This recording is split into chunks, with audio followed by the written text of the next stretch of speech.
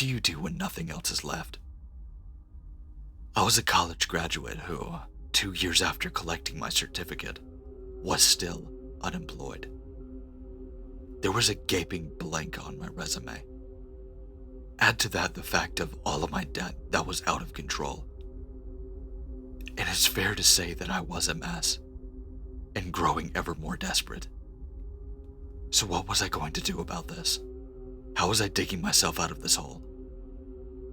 I was staying up all night, scrolling through the internet.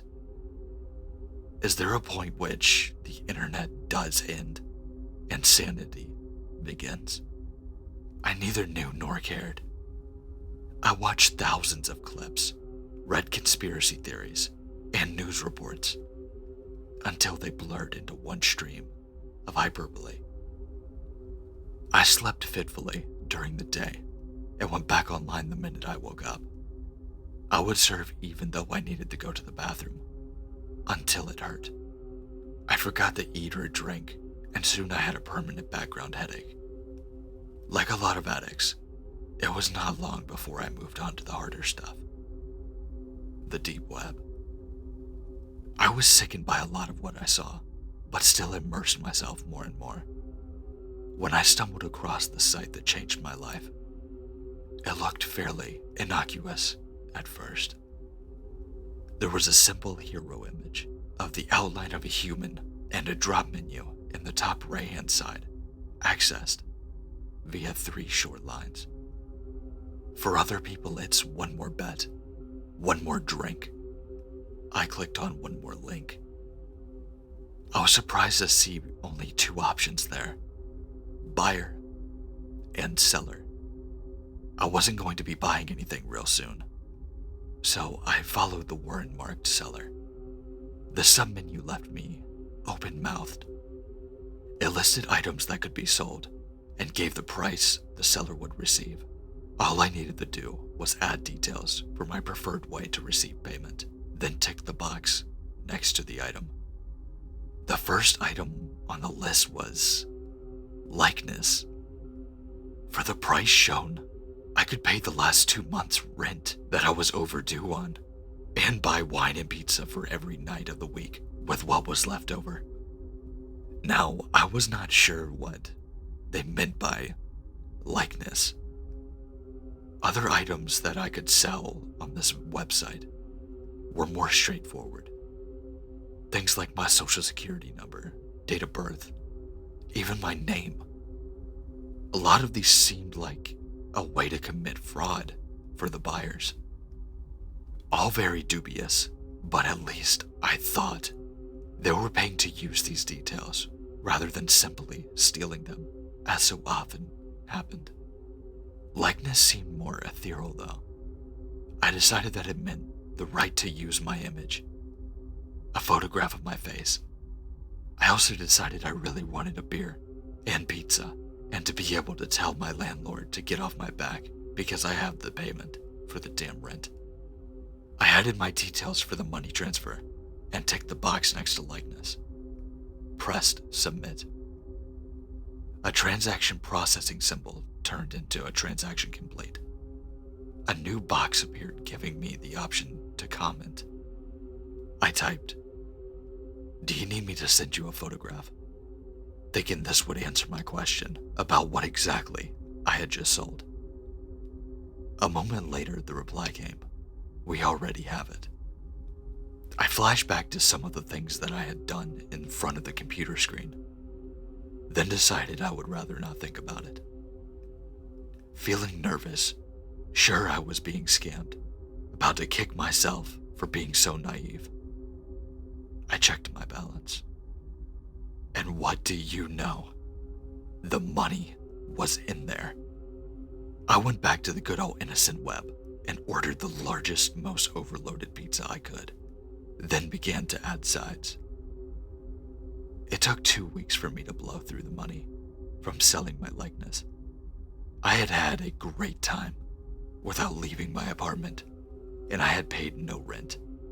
Not to worry, I told myself, and returned to the deep web, back to my favorite website. This time I hovered over fingerprints 30 seconds of considering flagged a dozen dodgy things this could lead to. But it was the money. It was the money that I would make that made me think, whatever. I ticked and submitted. This time 10 small boxes appeared on the screen with an instruction of me to place the ends of my fingers in them, which of course I did. And within seconds of this transaction, it was complete. And within minutes, I could see that I was once again flush. Problems over. I could pay my rent and enough off of my credit card to make the bank back off. In the comment box, I typed, "Thank you." The reply was almost immediate. "You are welcome." Now, I don't know if anyone reading this is a gambler, but I guess if they are, they would not by now have put money on me spending the money wisely.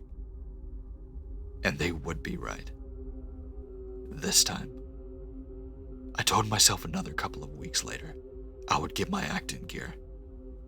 I spent a significant time going through the items that I could sell and created a spreadsheet within how much I owed, so I knew the amount that I needed to earn with this one final sale of a part of me. I had decided, you see, that this has to be the last time. There was a relatively small number of things left that I could sell, that I was prepared to sell. My name, date of birth, social security were still no-goes. I did not want to risk losing the ability to have a bank account and find employment. A history of being a disaster did not mean, in my mind, that I always would be. So, one final sale it was. Then, clear my debt and find a job.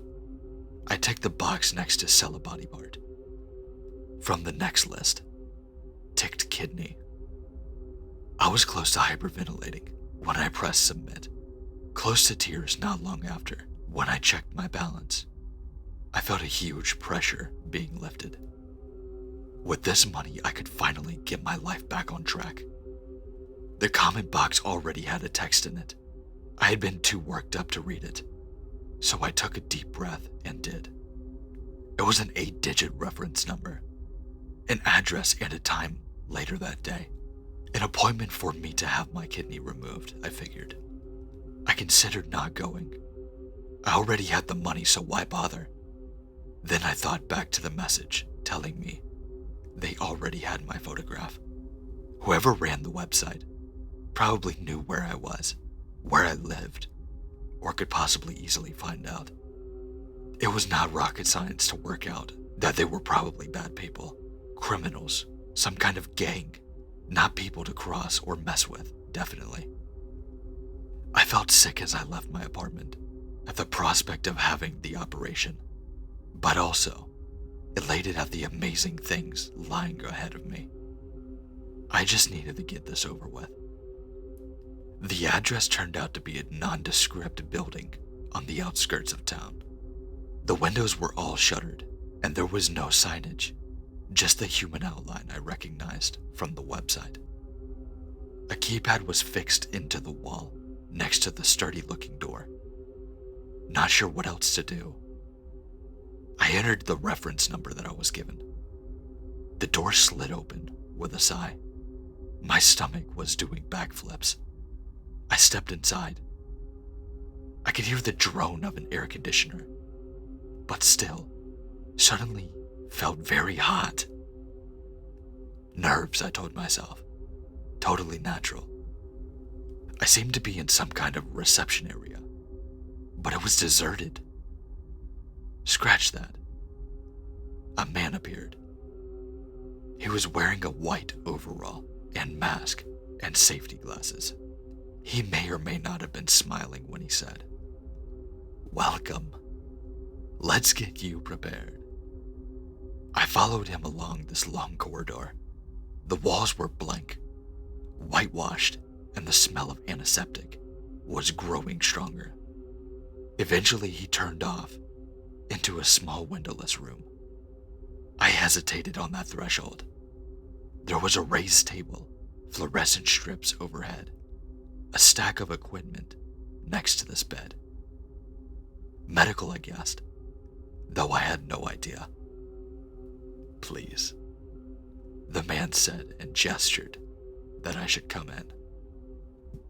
I smiled weakly and did. He gave me a rope to put on and turned to do something to the equipment while I got changed. I assured I needed to lie on the table, and when he looked around from whatever it was that he had been doing, he saw me and said, "Good." Made me feel like a dog rolling over and playing dead, but I kept this to myself. I did, though, have some questions, though. Is this safe?" I asked. "Perfectly," he replied without missing a beat. I wasn't sure. I felt hot to the point that where I thought I was going to faint. And the light overhead was flickering, making pain start to flower above my eyes. I'm not sure that I want to go ahead with this," I said. "There's nothing to be concerned about," he replied.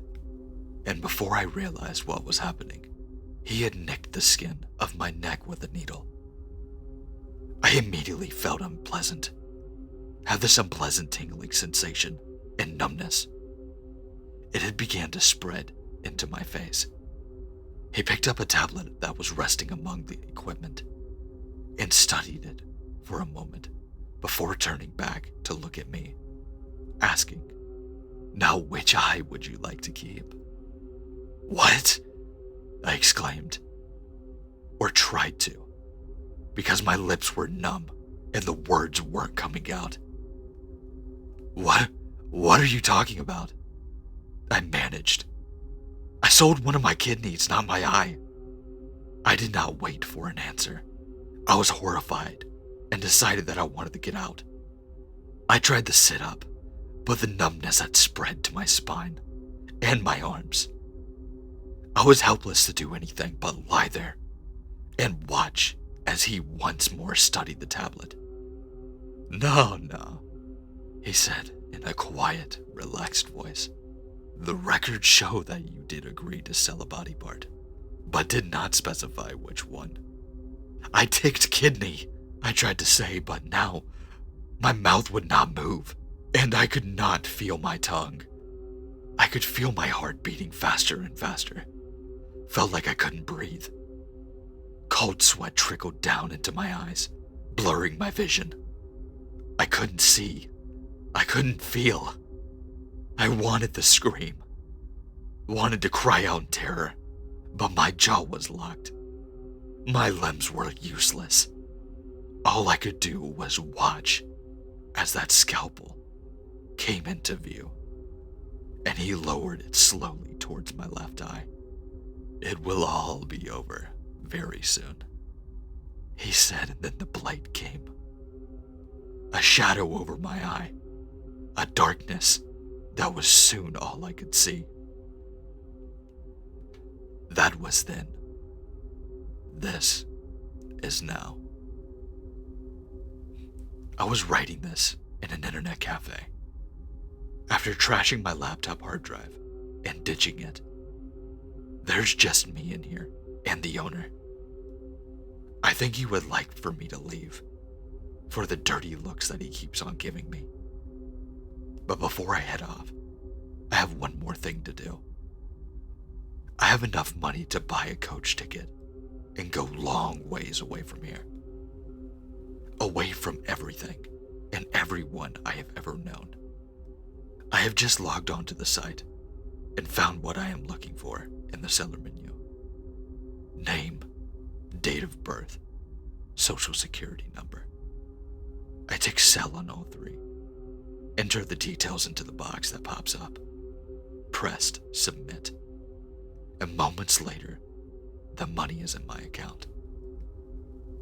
I have been withdrawing as much cash I can daily, and after I go across the road to the ATM and withdraw the latest amount, I will snap my card in half and throw it away. This will be a fresh start. The past wiped clean, left behind. I'm going to stop writing now and go. It's time to log off for good and make my escape. Only, the screen has changed. The comment box has opened up, and the new message appeared. We like and follow you.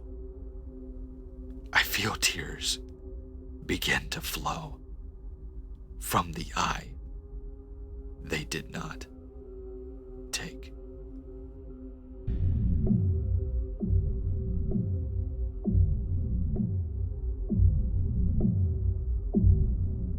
Now, if you made it to the end of this video, I wanted to say thanks for watching. I really hope you enjoyed it. If you did, make sure to like, comment, and if you're new to this channel, make sure to subscribe. We're doing nothing but growing. I'm trying to get back to a good schedule. It's just been a little bit hard lately due to being sick and then work. But slowly but surely, I'll get back to it. Make sure to check out the links in my description if you would like to know more before the stories come out. It's got my Twitter, Instagram, everything like that in there, including my Gmail if you would like to submit a story. I would love to tell a subscriber story. But with that being said, stay safe, stay scary, and I'll see you in the next one.